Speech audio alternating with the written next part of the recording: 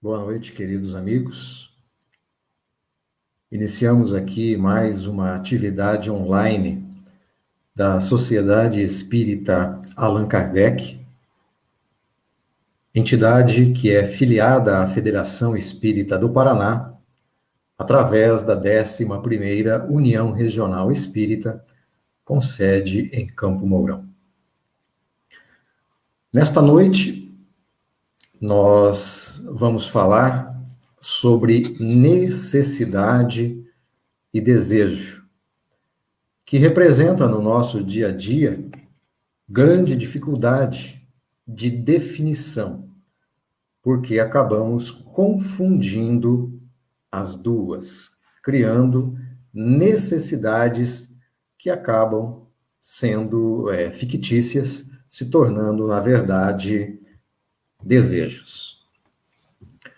Bem, para que nós possamos entender bem o que seria isso, o que seria necessidade e desejo, nós vamos nos servir de uma pesquisa feita por uma agência, a agência Tângelo, a qual nós tiramos do seu site, em que ela procura essa agência, dentro da sua atividade de treinamento, identificar o que sejam necessidades e o que seja desejos, porque, de acordo com ela, isso é primordial para o setor de vendas. E ela nos lembra, a agência, que parece fácil, mas não é, conhecer a diferença entre as duas. Mas ela divide ali as necessidades, primeiramente, em 5. A primeira seria necessidades básicas, qual alimentação, descanso, abrigo. A segunda seria a necessidade de segurança, um emprego, a família. Depois, as necessidades sociais, a amizade, a aceitação, troca de afeto, nesse intercâmbio com a sociedade. Depois teríamos as necessidades de autoestima, aprovação social, respeito das pessoas, status, entre outras coisas. E, finalmente, a necessidade de autorrealização, relacionado ao autodesenvolvimento contínuo. Por exemplo, nosso autoconhecimento e também ao crescimento interior. E o que seriam desejos? Conforme a agência, são carências por satisfações específicas, podendo variar de acordo com vários fatores, como cultura, religião, preferências pessoais, entre outras coisas. Conforme a matéria da agência, a principal diferença é que os desejos não são essenciais. Já as necessidades são consumos básicos que um consumidor precisa. Simplificando tudo isso que nós colocamos. Uma pessoa tem necessidade por estar vestida, de se alimentar, de se locomover, entre outras coisas. Isto é uma necessidade do ser humano. Por outro lado, usar a melhor roupa de marca, comer em um restaurante luxuoso ou andar com o carro mais caro que o dinheiro pode comprar, deixa bem claro o que é apenas um desejo. Conforme a agência, para aumentar suas vendas e alcançar sucesso no mercado, o marketing procura transformar desejos em necessidades, despertar os desejos dos consumidores para aflorar neles a necessidade de adquirir determinado produto. A propaganda, assim, então, ela serve como uma poderosa ferramenta de sedução para transformar um simples desejo em necessidade. Por isso que nós vemos aí, principalmente na televisão, agora também muito na internet, as propagandas, né? Com os modelos mais bonitos, iates, lugares maravilhosos, querendo nos fazer crer que determinado item que eles estão fazendo propaganda são imprescindíveis para se viver bem, para estar bem. Essa é a propaganda como arma poderosa para transformar desejos em necessidades.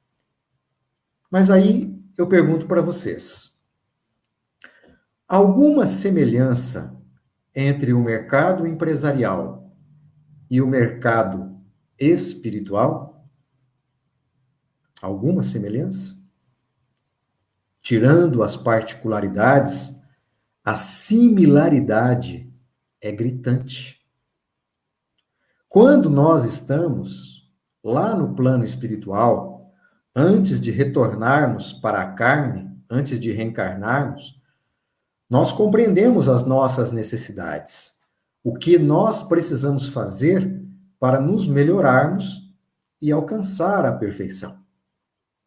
Entretanto, quando na carne, precisando ser testados para provarmos que somos capazes de suportar toda a sorte de vicissitudes e merecermos a confiança do Pai Celestial em serviços grandiosos, cumprindo as palavras de Jesus: vós sois deuses, podeis fazer tudo o que faço e muito mais, se quiserdes.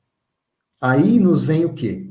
Nos vem os desejos, dentro dessa necessidade de provarmos realmente a nossa fortaleza no bem. Por isso, não foi à toa que a oração dominical, o Pai Nosso, ensinado por Jesus, contém a seguinte parte: não nos deixeis cair em tentação. Por quê? Porque nós realmente precisaríamos do auxílio divino, nos intuindo o trabalho no bem, a resignação, a abnegação, para podermos resistir a essas tentações. Inclusive, até para nós, que nós possamos nos situar dentro dessa situação, né? Dentro desse mercado em que nós estamos inseridos, Chico Xavier, falando sobre isso, diz que a tentação, para nós, é como um cachorro grande correndo atrás da gente, e nós querendo que ele nos alcance. Porque resistir ao desejo dá trabalho, exige muito da gente. O bom nem sempre é agradável. Exige realmente muita persistência, muita perseverança. Exige esforço para a renovação íntima. Geralmente, nós queremos nos entregar ao desejo. Afinal de contas, queremos ser felizes. E o desejo tem uma característica muito especial. Ele é insaciável. Dominados por ele, nós nunca seremos felizes. Por quê? Porque nunca nos sentiremos saciados.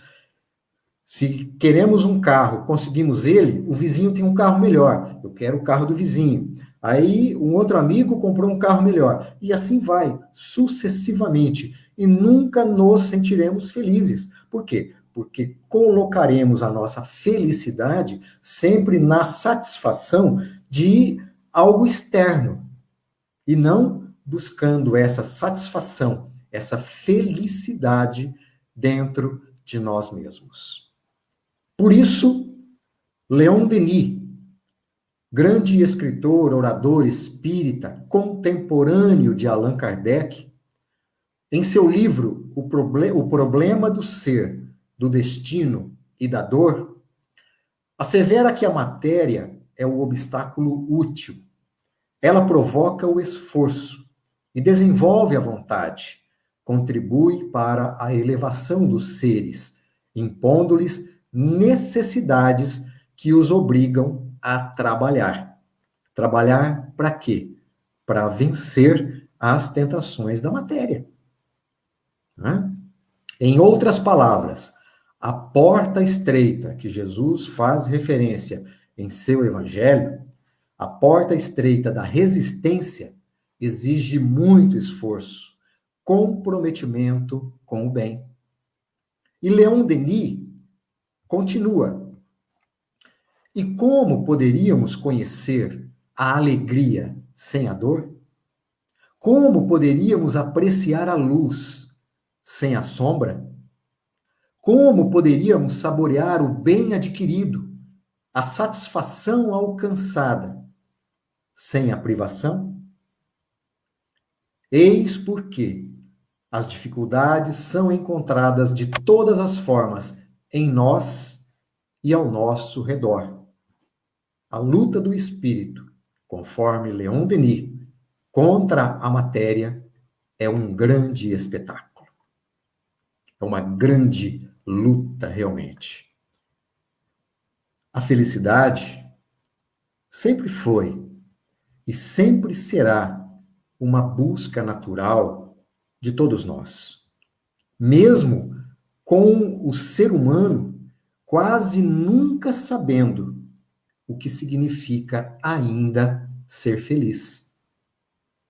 E não foi por outro motivo que o próprio Allan Kardec, codificador da doutrina espírita, questionou os benfeitores espirituais na questão 920 de O Livro dos Espíritos. Se o homem poderia gozar de completa felicidade na Terra. E os benfeitores espirituais responderam: não, pois a vida lhe foi dada como prova ou expiação. Dele, porém, do homem, depende a suavização de seus males e o ser tão feliz quanto possível na Terra. E os espíritos da codificação completam: o homem é quase sempre o obreiro da sua própria infelicidade. E por quê? Por quê? Porque ele confunde necessidade e desejo. Conforme a própria agência falou lá com relação ao mercado empresarial. Parece simples, mas não é. Conta-se, por exemplo, que Diógenes destacou-se entre os sábios gregos e chegou a ser professor de Alexandre da Macedônia. Um dia, começou a questionar os costumes do seu tempo e a necessidade dos bens materiais. Resolveu adotar uma vida totalmente desprendida e ficou morando dentro de uma barrica, tendo para seu uso pessoal somente uma cuia com água. Depois de algum tempo, ele descobriu que nem mesmo da cuia ele precisava, porque ele poderia usar as duas mãos para pegar a água e beber. O que ele fez? Jogou a cuia fora. Quando Alexandre invadiu a Grécia, ele fez questão de visitar aquele seu antigo professor. Encontrou Diógenes sob o sol, junto à barrica, entregue aos seus próprios pensamentos, e lhe disse: você já deve saber que conquistei a Grécia e que todas estas terras agora fazem parte do meu império. Como você foi meu professor e sempre o admirei, recompensá-lo de alguma forma. Diga-me, o que você deseja? Houve um momento de silêncio. Alexandre e todos os integrantes da sua escolta aguardavam com curiosidade a resposta do filósofo. E Diógenes disse: posso pedir mesmo? Sim, peça. O que desejo é que você saia da frente do sol, pois está impedindo que seus raios quentes toquem o meu corpo. Alexandre não respondeu. Apenas saiu da frente do sol e, naquele pequeno gesto, tentou compreender a filosofia de vida do seu antigo mestre. Olhou mais uma vez para Diógenes em sua barrica, olhou para seus soldados, tomou as rédeas do seu cavalo e seguiu o seu caminho rumo à conquista da Ásia. É verdade que ninguém precisa desprezar os bens que conquistou com o próprio esforço, pois esses constituem legítima propriedade. No entanto, é preciso treinar o desprendimento desses bens, que um dia ficarão sob o pó da terra. Além disso, há grande diferença entre possuir bens materiais e se deixar possuir por eles. Conforme afirmou um grande pensador, o tesouro do sábio é a sua mente, e a do tolo são seus bens.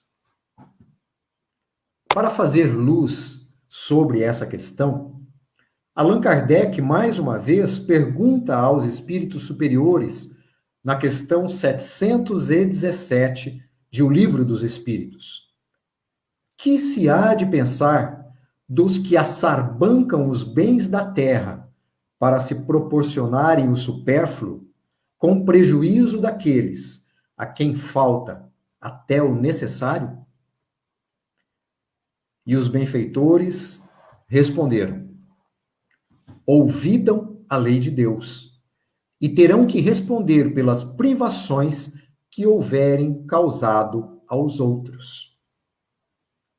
E Allan Kardec, explicando a resposta dos benfeitores espirituais, diz: nada tem de absoluto o limite entre o necessário e o supérfluo.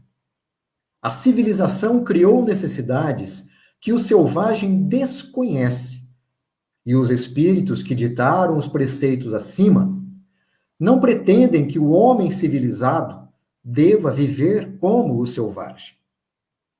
Tudo é relativo, cabendo à razão regrar as coisas. Os que vivem à custa das privações dos outros exploram em seu proveito os benefícios da civilização. Desta tem apenas o verniz, a máscara, como muitos há que da religião também só tem a máscara.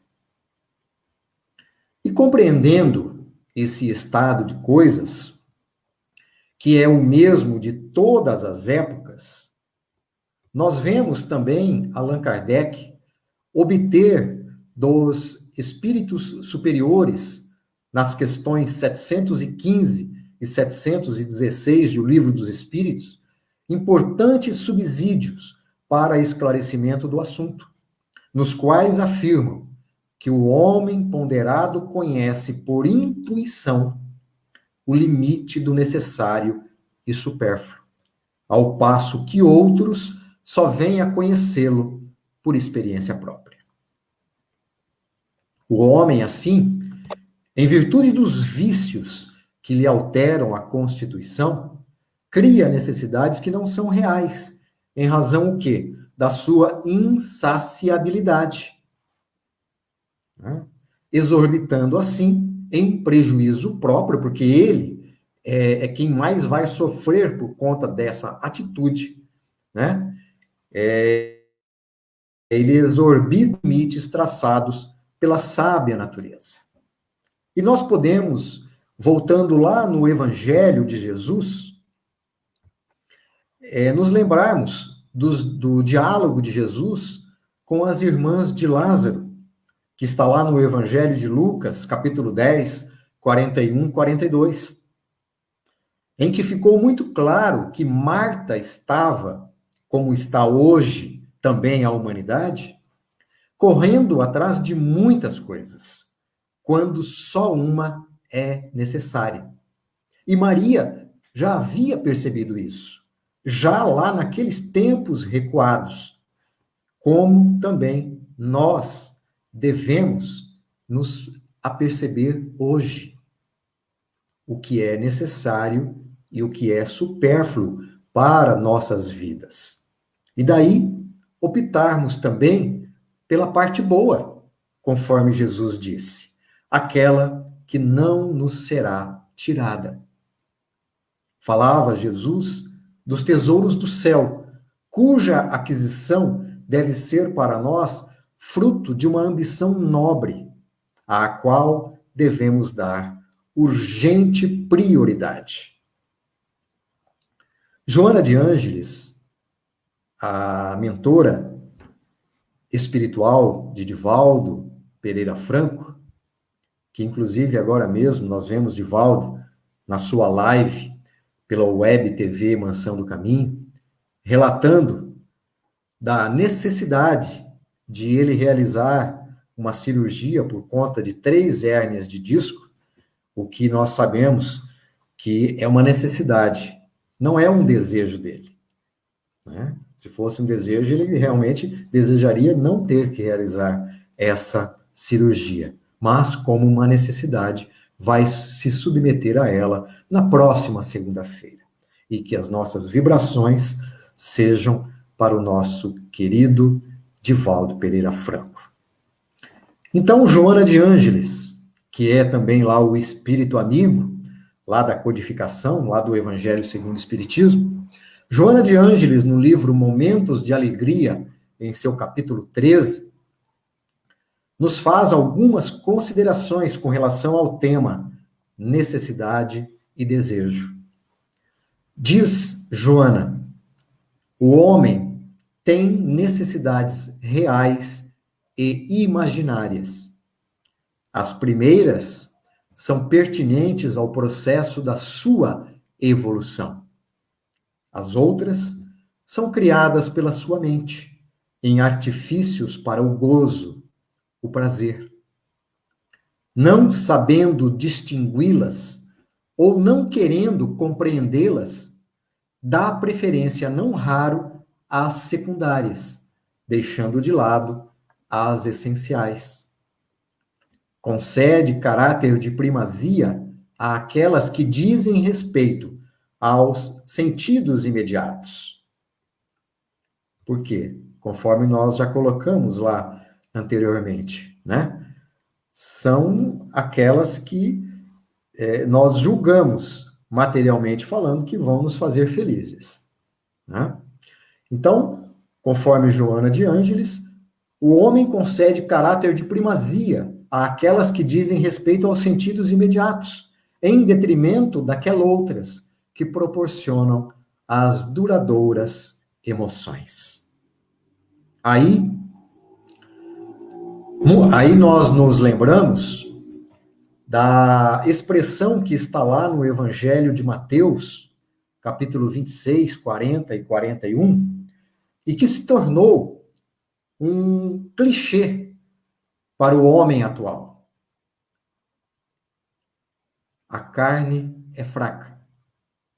Quantas e quantas vezes nós ouvimos isso, né, aí afora?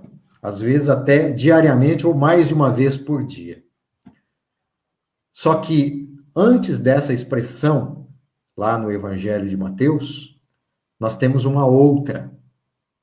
O espírito está pronto. O que significa o espírito está pronto?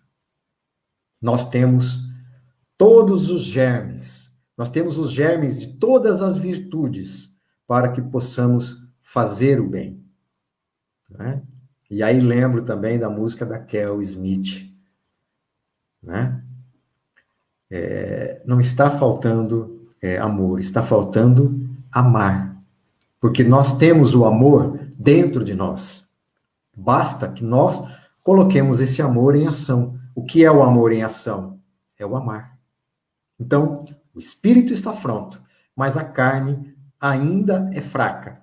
Mas essa expressão da carne é fraca não faz referência, nós temos que lembrar, não faz referência ao corpo físico.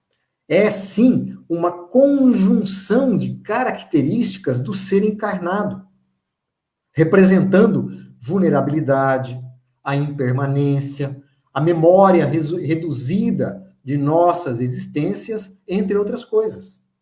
Afinal de contas, o desejo, ele será naturalmente submisso à vontade. E a vontade é do espírito. O espírito sobrepuja a carne. Bastando para isso que tenha vontade de superar os desejos, superar as tentações. Por isso, Jesus cobrou seus discípulos: por que dormis? Levantai-vos e orai, para que não entreis em tentação. Conforme está lá no Evangelho de Lucas, capítulo 22, 46. E agora, trazendo mais para o atual, nós temos o espírito André Luiz, no livro Opinião Espírita, pela psicografia de Chico Xavier, nos lembrando que a carne só é fraca quando reflete o ânimo indeciso.